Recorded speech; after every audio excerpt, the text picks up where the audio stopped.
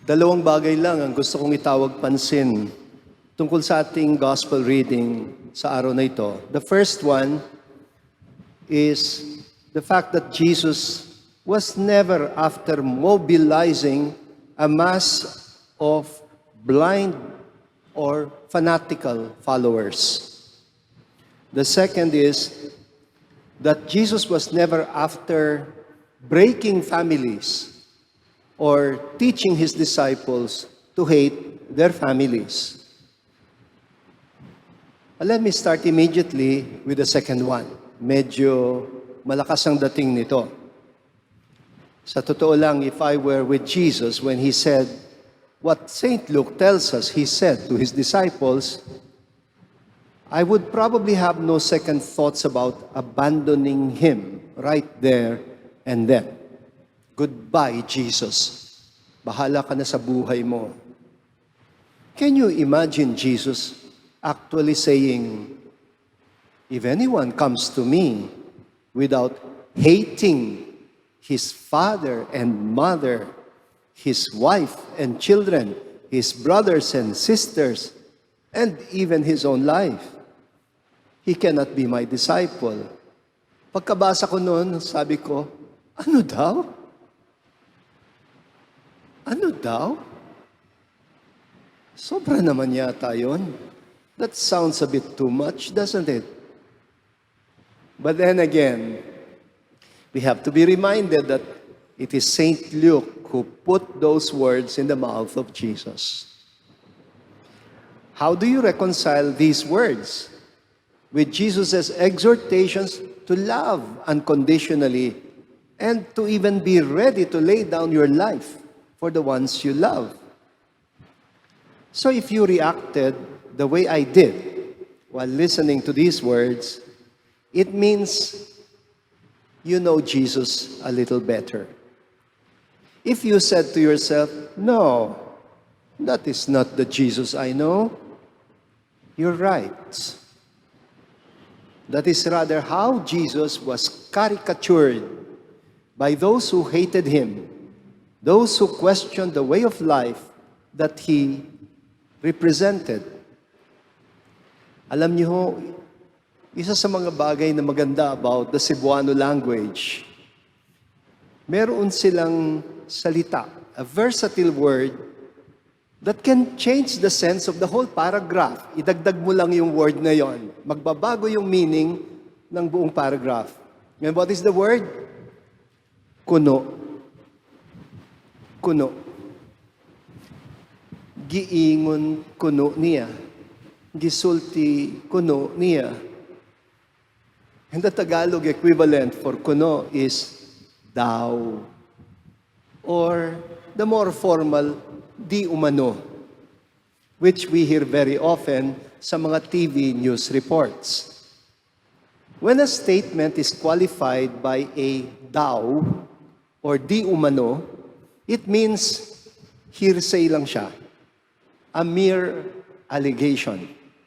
The kind of statement that would make a defense lawyer object in court. Sasabihin niya, objection, Your Honor, hearsay. That Jesus promoted hate, that Jesus broke families, that Jesus made children disobey their parents, these were just among the many allegations. Allegations against Jesus. And I imagine Jesus, pabiru pa, saying it tongue-in-cheek. If anyone comes to me without hating kuno, his father and mother, his wife and children, brothers and sisters, and even his own life, he cannot be my disciple. Ang problema siguro sa Hebrew, walang equivalent yung kuno. And I think, he could also simply suggest putting quotation marks on the term hating. Napapansin niyo, madalas gumaganyan ako. Pag gumanyan ako, quotation marks yon. And I think si Jesus, pag nagsalita rin siya, pag kinuquote niya yung sinasabi ng iba, ginaganyan din niya. Kuno. That's what they say. What he is saying is, if you're following me and you are not ready to be named names or even insulted or even accused falsely of being a family hater, you cannot be my disciple. You remember, he said something like this in the Sermon on the Mount, Matthew 5, verse 11.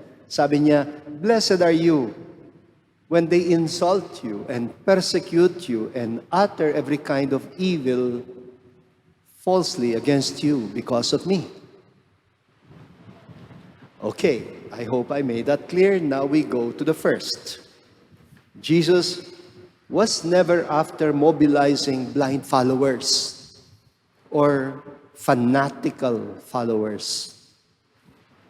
Ang sabi ng gospel, big crowds of people were following Jesus on the way. Wow, sikat siya. Even if Jesus was a crowd drawer, he was not really very fond of crowds. Actually, mas prefer niya yung close personal encounters. Yung tipong one-on-one. Kaya pag nagpapagaling siya, hindi siya nagpapagaling ng crowd. Only one-on-one. He knew that people could be easily drawn to go with the tide or to be carried by the currents. Nagpapadala sa agos. Hindi ba ganito yung nangyayari ngayon when a video gets viral and gets 1 million views? Ay, nako. Basta may 1 million views na siya, the next 2 million or 3 million views or even 10 million are almost automatic. Nadadala na lang yung iba. This gospel is particularly relevant sa panahon ng election, when our discipleship has to find its most concrete expression in the kind of people that we elect. Contrary to what many people think, following Jesus is not just spiritual, pietistic, me and my God kind of thing. It is supposed to have a concrete and radical implication for our role in society, including the kind of politics that we are promoting sa paraan ng ating pagboto. Sa paraan ng iyong pagboto, pinapakilala mo kung Kristiyano ka hindi.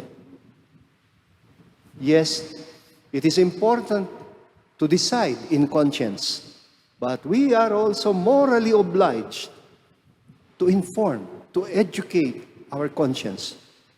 Okay, it is important to respect each one's personal political decisions, but we also need to call a spade a spade. We cannot be neutral in the fight between good and evil. Okay, no doubt, politics is one area where people will tend to be divided, when individuals can be disowned even by their family and their close relations for making a stand for a more principled kind of politics that is consistent with the gospel and with the social teachings of the church. Then, you will know what Jesus meant when he confronted the crowds about the cost of discipleship.